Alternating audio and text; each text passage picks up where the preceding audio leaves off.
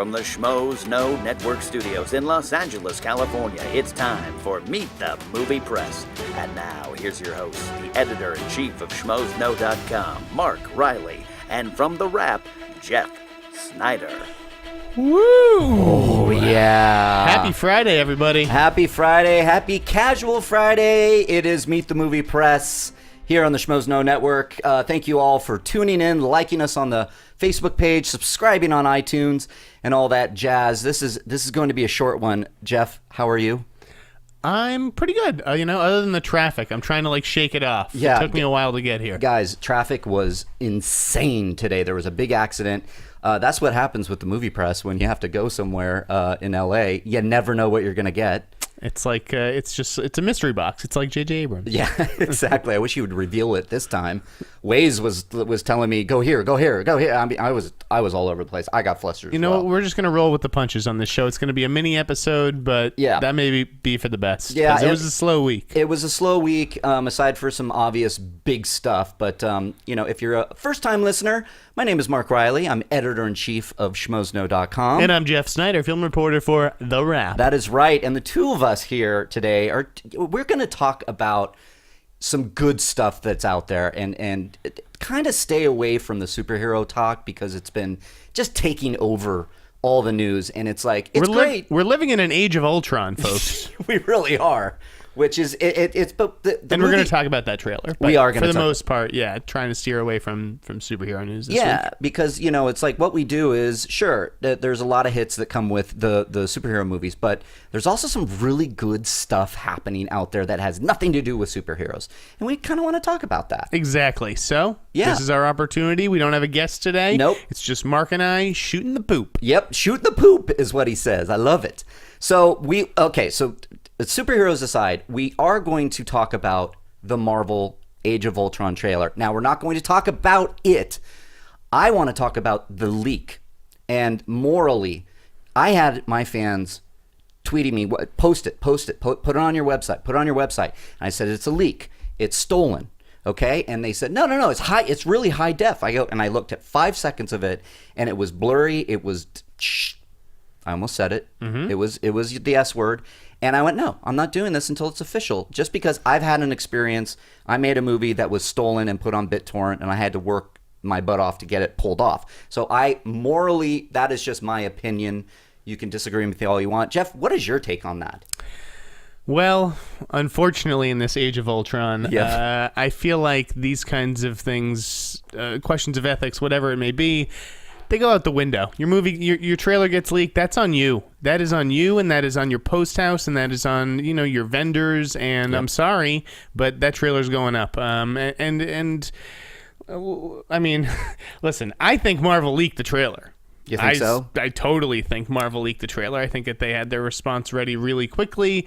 I think that they look like heroes, like being like, oh, well, now we'll just release the HD version. They still got a whole week of promotion for Agents of S.H.I.E.L.D. Yeah. I don't know if I buy that, actually, respectfully. Fair enough. Because Agents of S.H.I.E.L.D. is just floundering.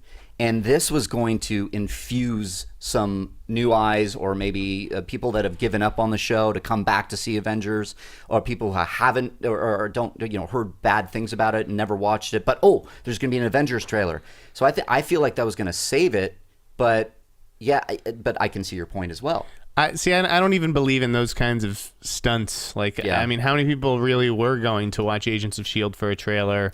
You know what? I don't know. I recall a tweet that said it's going to be up online immediately after. Yeah, exactly. So people can avoid the S word Agents of S.H.I.E.L.D. show. So you might be right on that. I wonder how much Marvel even cares. Listen, it's TV, folks. Yeah. It's TV. Right. I think that the way that they responded, they made them look really good. They got a lot of good press for that. Yeah.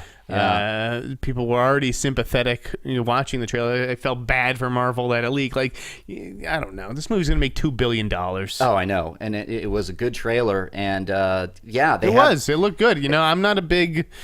Not a big Marvel guy, not a big comic book guy. It looked like a lot of fun. It looked dark. Yeah, which I liked. Yeah, me too. We got into it a lot last night on the show. So you guys, you've seen it. You know what we're talking about. I mean, yeah. I'm just suspicious. Like, yeah. I mean, how does a trailer like that leak if not from you? Yeah, and to kind of give some credit or the network to many of the fans that were tweeting me saying, no, it's an actual very good version of it. I did watch some of it, the leaked version, just to see. I didn't think it was a great quality, but then after the official one came out and I went back and looked at the leaked, and whatever. It's not about the quality, though. I think you just want to see these characters in action, even if they are blurry. Yes. I mean, for me, I'm a story guy. I don't care how something looks. I just want to see the footage or, the story that it's trying to tell with that footage. So, I obviously watched it again in HD when I got home. Definitely suspicious. I'll put it that way. I'll buy that. I'll get on that and say you're right. You just can't put anything past Marvel these days. I feel like they have such a master plan. That tweet was brilliant that they put out. Yeah, they said, what is it, damn you, Hydra, or something like that. That was great PR. But with that leak, guys, it was very interesting on the movie press side, watching it spread faster than wildfire. It was up on every single site. Well, Marvel was smart you can't take it down. I hate that when trailers leak and then studios scramble to take every copy down. And they started to take it down. Embrace it. Yeah. Embrace the leak. Well, I think they realized because it was so widespread, and we're talking worldwide. Sure. I think every single website had it. It was like Marvel could either spend days and days and days pulling it off every single site, which would have been a nightmare, I'm sure. It would just embrace it. Here you go. So, well, there we go. It's out there. That's it. So that's all we're talking about with superheroes, right? Yeah. What else is going on this week? Well, I want to give a shout out to one of our previous guests, Justin Kroll from Variety. I think I know that person. Yeah, you know that person. I saw some tweets going back and forth. A little pat on the back for schmoesknow.com and my managing editor, Alex Welsh, who dropped a scoop a few months back that Margot Robbie is joining the Taliban shuffle with Tina Fey. We had that on a very good authority, a good source. And I noticed that Boris Kitt said it was an exclusive. I'm sure it was for him. He didn't give us any credit, but Justin over at Variety comes out, reports it, and gave us credit. So I want to thank Justin. It's a very nice nod. Yeah, who was a great guest on the show. He's a great guy, great reporter over there at Variety. And so to get a nod from him, I really appreciate it. So I just thank you, Schmoville, as well. Thank you for reading that scoop, and I'm glad it turned out to be true. Well, I think that there's been a lot of stuff up in the air with Margot and scheduling, because she really was going to do The Mountains Between Us at Fox, right, and Ghost in the Shell at DreamWorks, yep, and then it ended up being two different movies. It's going to be Taliban Shuffle and Suicide Squad. Right, which is interesting. Most likely. Yeah, I don't know a lot about Taliban Shuffle other than it's Tina Fey, and I'd follow her anywhere. I love Tina Fey. So, and to see, and I'm interested to see Margot Robbie. A lot of people are like, she's not a comedic actress. I beg to differ with Wolf of Wall Street. She really walked a fine line. She showed a great just comic timing. Absolutely.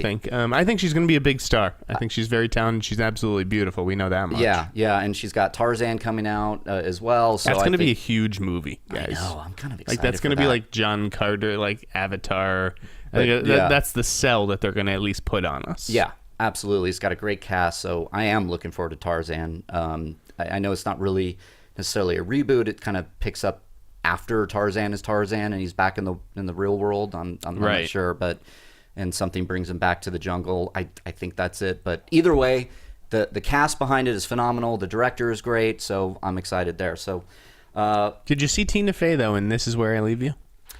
I haven't seen it yet, and I'm really upset at myself for not. Got some bad notices. I enjoyed it. It's about Jews grieving, which I appreciated. But I got to tell you, Tina Fey. Yeah. Not very good. No, really. No. Well, she's a very good comedic actress, especially when she's writing her own material. Yes. But she's asked to handle some kind of emotional fairly dramatic scenes, and This Is Where I Leave You, and I thought she was the one cast member who came up short and stuck out like a sore thumb. Didn't quite hit it, huh? Sorry, Tina. Yeah, well, I'm still going to see it. I'll go in. It's a good rental. Good rental. Yeah, okay. it's a rental. Well, it's probably going to end up a rental because now there's so many movies that have come out that I just need to see. Like Birdman, I am still needing to see it. And my girlfriend, honey, if you're listening right now, please let me take you to Birdman. Don't argue with me. So what else have we got on here? I mean, it's been a slow week other than the Marvel news, but I broke a fun one. I want to hear about Professor X. Professor X. Did you see that story? No. Patrick Stewart, is going to play the leader of a gang of white supremacists in this movie called Green Room, which is Jeremy Saulnier's follow-up to Blue Ruin. Did you see Blue Ruin? No, but I've heard great things.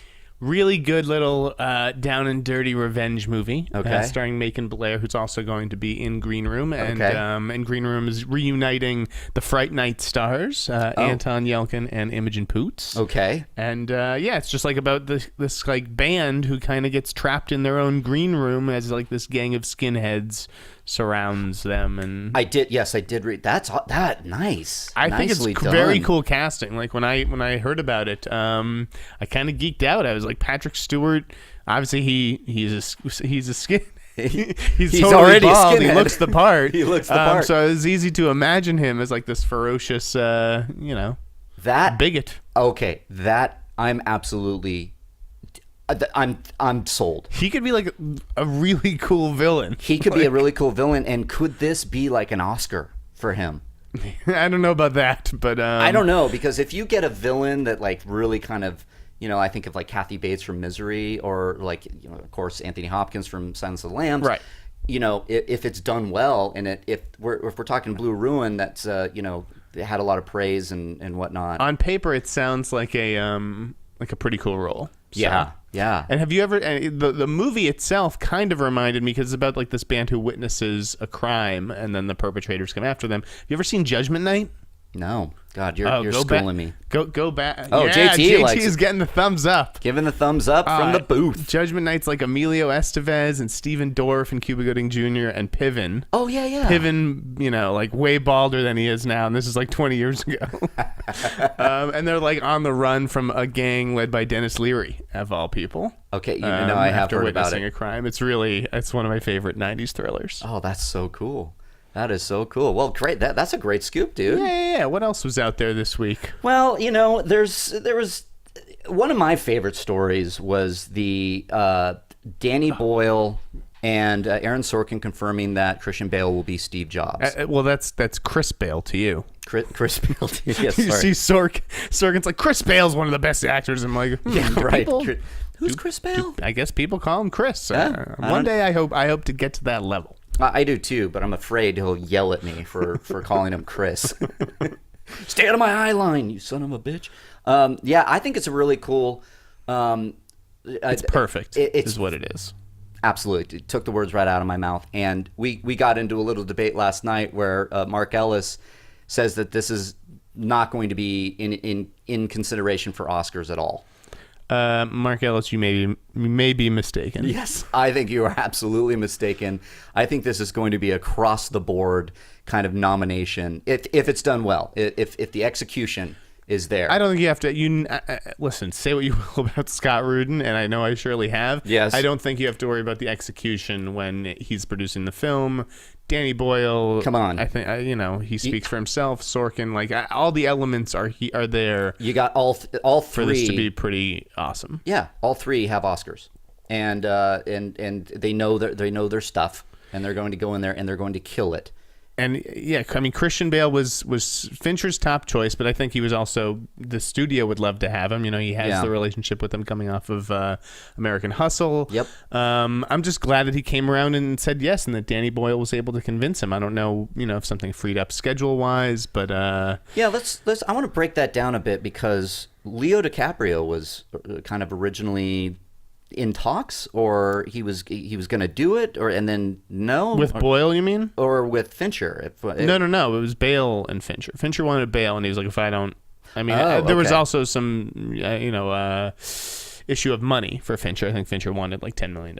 Okay. And this is not, a $100 million movie. No. And especially, I think I'm really intrigued by the concept of it, that it's 3 big scenes. Right. Sorkin said Bale will have more dialogue in this movie than another actor's 3 movies combined. I do not doubt it. Cool. Because it's Aaron Sorkin and his dialogue is sharp, it's witty, it's perfect. I will say I love when he's just writing scenes with characters talking. Yeah. Leo would not have been right for this. I don't agree. care how many people try and convince me otherwise. I mean, Leo's an amazing actor, one of the top 10 actors working today, but I don't know if this was in his wheelhouse. Yeah. Honestly, if it wasn't Christian Bale, if they didn't say yes, I thought it would have been really ballsy to go back to Ashton Kutcher, who I thought was really good in Jobs. Oh, you did? I really do. Yeah. I thought Ashton, give him a better director and a better script. I think he could have done a great movie too. I will agree, because I did like him in that movie. However, the movie just didn't work for me because I mirror Christian Harloff, head Schmoes' response to that movie. It ended before he got to really the good stuff that we wanted to see. Fair enough, yeah. And I think that with Boyle's movie, we are going to see the good stuff. We're going, and that's what interests me, is like the power and the madness. The madness, the announcing of I hear it's the iMac announcement, then the iPhone announcement, and maybe the iPad announcement. I'm not sure. So many announcements. I know, and I'm wondering too. I would love to see a transformation in Bale, to see the healthy Steve Jobs at the top of his game to when he was that skinny. Oh, we all know he's capable of it. Absolutely. Yeah, we know he can lose the weight and put on the character. So this to me is one of my most anticipated movies now, because I'm an Apple fan. I own Apple stock. I love what they're doing, and to see the behind the scenes. Oh man, I'm excited. Now, Schmoville, another movie that I hear Mark is very excited about is the My Little Pony movie that's in development at Hasbro. Mark Razor, that was a great scoop over at Variety this week. I grew up. I'm not ashamed to admit it. I grew up watching My Little Pony. I'm not a brony. I don't watch this stuff now. That's what I was wondering. I think that's weird, but What's I watch My Little Pony, Rainbow Bright, all that weird kid stuff. Strawberry Shortcake. I will not lie. I did get some My Little Pony the horses that I played with my sister when I was little. Sure. I don't think I ever watched the cartoon, but I then would take the My Little Ponies and my G.I. Joes would ride them into battle. Oh, I like that. That's what I would do. Trusty steeds. Yes, they're trusty steeds. My sister would complain and get mad at me and say, "You're ruining the whole thing." And so I'm not excited for that. What are they? Is this going to be live action or No, it'll be animated. It's just going to be animated. animated. I imagine it'll be a big hit. Yeah. Well, I do know that there is a very. We're trying to court the brony audience right now. Okay, I think that this movie happened because of the bronies, because I Probably. hear it's an absolute it's a conundrum for me, but that these are people that actually go to these conventions and I mean just worship at the altar of My Little Pony. So if you have that kind of outlet of these big conventions with bronies, which are males, which are the leading demographic for movies nowadays, right. You're supplementing that kid's audience with a bunch of kind of weird dudes. I know, weird.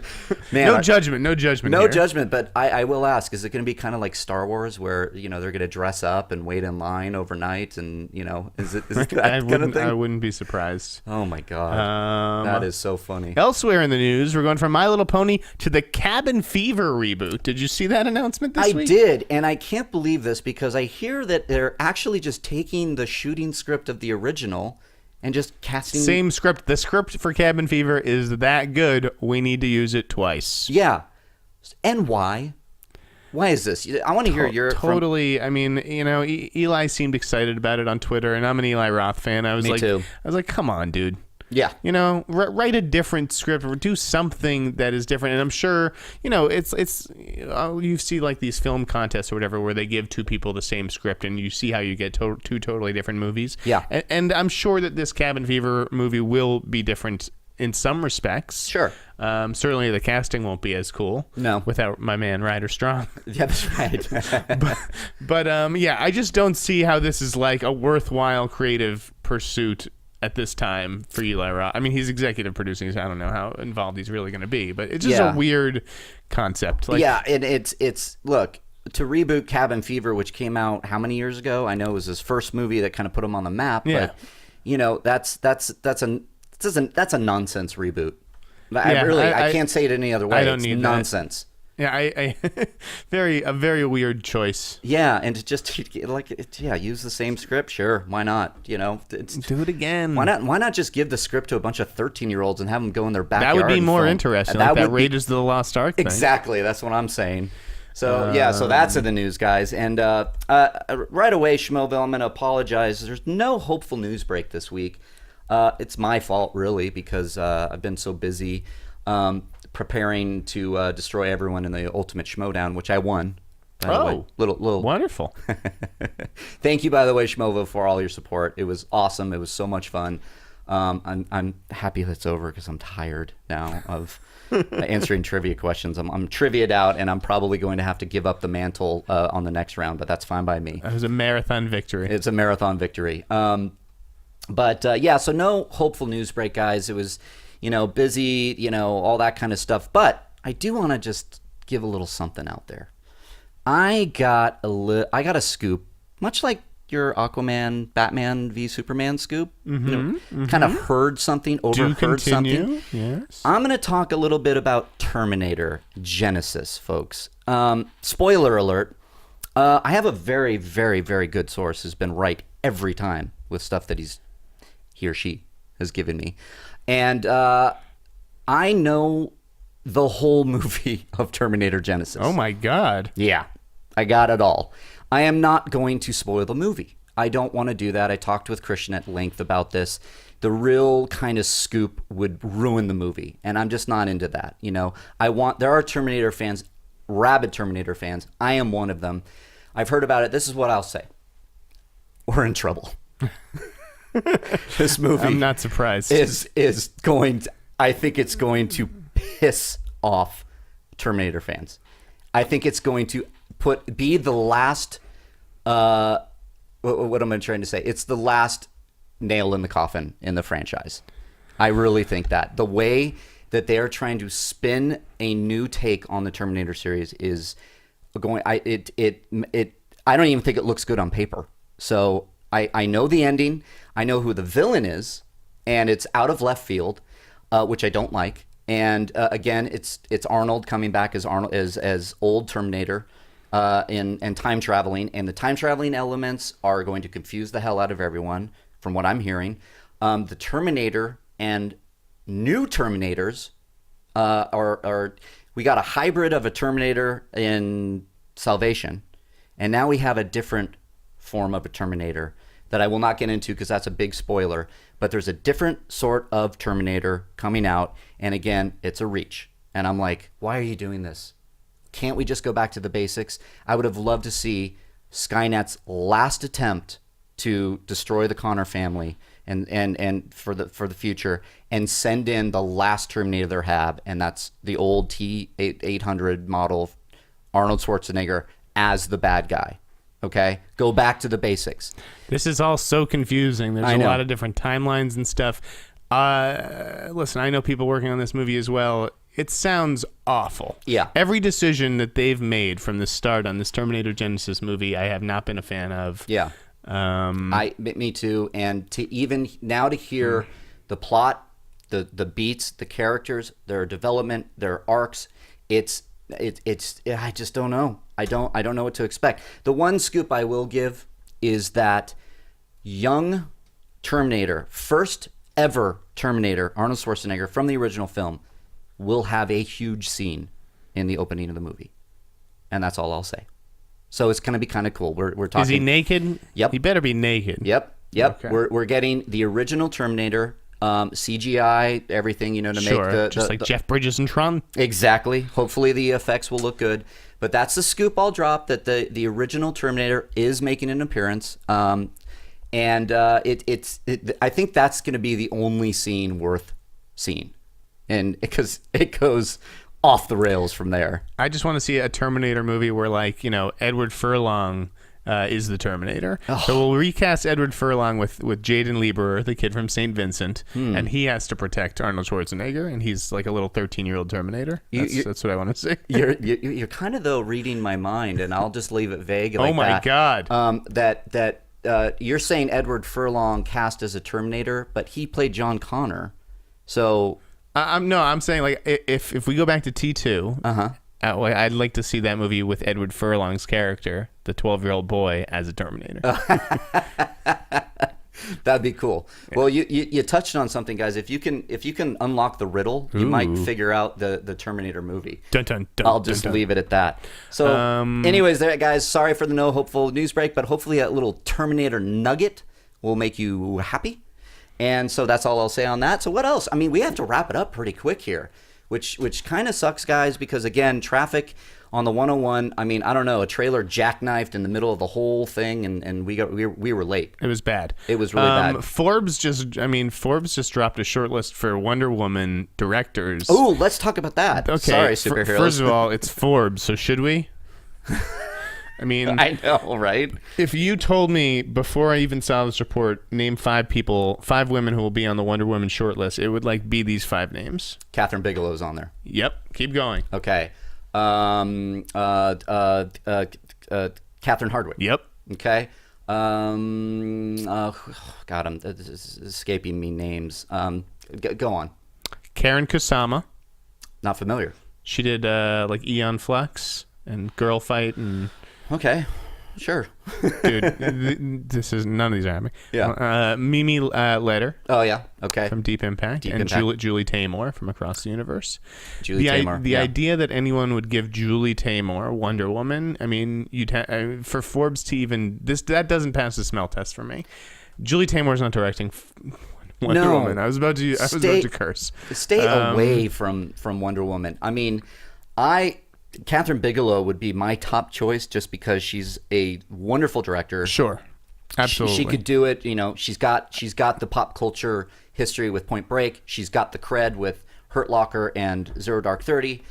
That would be an amazing get. I don't think they'll get her. I don't think she's interested. I don't think she's interested either, and I don't want to see a Wonder Woman movie from any of these other 4 directors. Who would you want? Listen, you don't need a female director. I know that they probably want one. Yeah. You know, but for what? For the sake of PR and marketing? Like, I think so. Make the best movie. Like, right.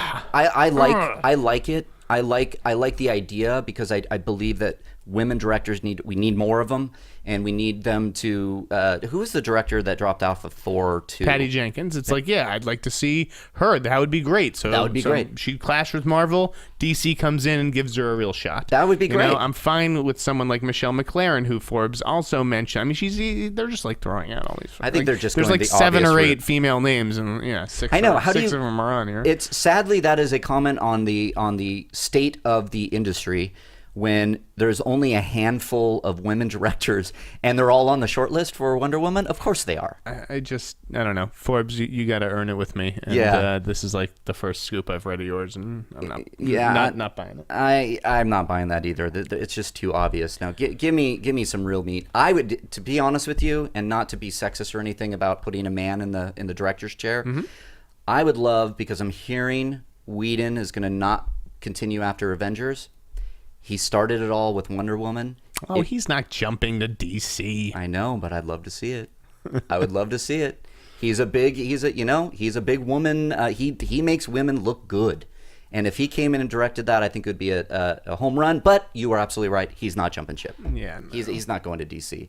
So, hey, JTE, what are we on time? 5 minutes. All right. I just feel like, if you're a woman, why would you want a woman to direct Wonder Woman just because she's a woman? Like, don't you want to see someone earn it on their own merits? Yeah. Like, I've never heard of like, the studios being like, oh, well, we're just looking for a male director. Right. They're looking for the best director for the job, and that's what DC should be looking for Wonder Woman. Yeah. And if it happens to be a woman, great. Yeah, and I mean, it's like, why have this conversation? Just because Wonder Woman is a woman and we need a woman director, why not get a director for a Doctor Strange that's a woman, or an Avengers 3 directed by a woman, or another Terminator directed by. It doesn't matter. There's been plenty of amazing movies about women. I'll just name Silence of the Lambs, Clarice Starling, that are directed by men. So, yeah, I think that's just a kind of I think that's a play to the audience, maybe the politics of it all. Sure.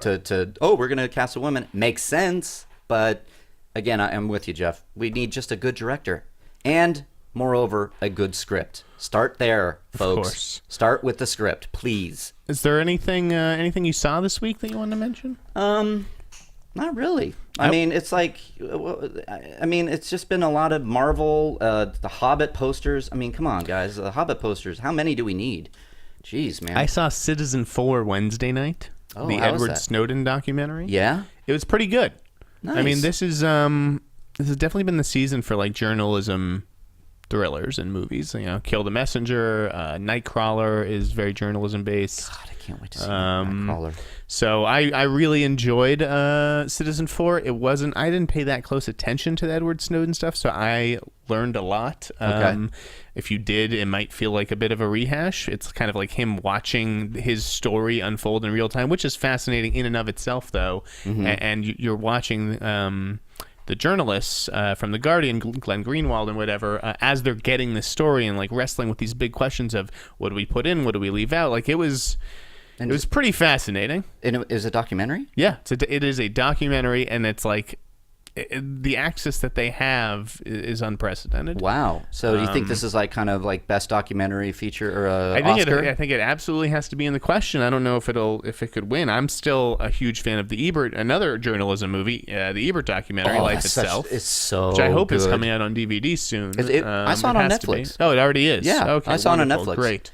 So, and I love that. That's a good one. That's a good call. So, yeah, look for Citizen 4. And then I watched a horror movie last night, but I think we'll maybe save that for next week. Yeah, because next week... We have Ryan Turek on. Ryan Turek from ShockTillYouDrop.com is coming on because, as we know, next week is Halloween, and we are going to do a full-on horror-based podcast of Meet the Movie Press with the leading guy, Ryan Turek, on Shock Till You Drop, just kind of leading the charge. I couldn't even wait this on the wrap. If you check later in the day, I'm going to have my top 10 favorite Halloween movies. Oh, nice. With my What's the Deal video. Can you give me one of them so I can agree or disagree?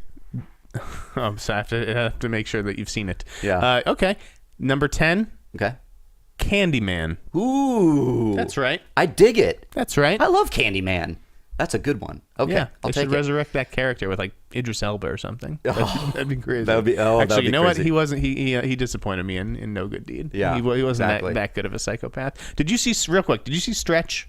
No, I haven't seen it yet. But right. my good friend Bonnie Somerville saw it and texted me and said, "You have to see this movie." And I can't believe... I love how you read that text. I did. She was like... it had the punctuation for that kind of dramatic line reading? Oh, yeah. It was like period, you, period, half, period, two, that kind of thing. So it was Carnahan, right? And he couldn't find funding. And is that what's the movie? I know he made it. But... Yeah, I mean, it just... Universal didn't want to put it out. I don't know why. That's sad. All right, we have got to get going, I think. Yeah, but we have got to get going. Guys, do us a favor. Go on iTunes and subscribe. We had some glitches. Everybody's saying it. It just happens. Skynet took over somehow. So please resubscribe if you haven't already. And give us some comments. Rate it. Share with your friends. Go over to the Meet the Movie Press Facebook page. Give us a like. You can follow me at Reilly Around. Jeff? I'm at the Sneider. Yes. You just met the Movie Press. You met the Movie Press. A very short version on this crazy Friday, casual Friday. Thanks as always, guys, for tuning in. We will see you next week with Ryan Turek from Shock Till You Drop on a special Halloween episode. From producers Christian Harloff, Mark Ellis, and the entire Schmoes No Network crew, we would like to thank you for listening to Meet the Movie Press. Special thanks to Kevin Undergaro and Maria Menounos, the author of Every Girl's Guide to Diet and Fitness, in stores now. To watch or listen to other Schmoes No Network episodes, get movie news, or join the conversation, be sure to visit schmoesno.com. I'm the Pit Boss, and this has been a presentation of Schmoes No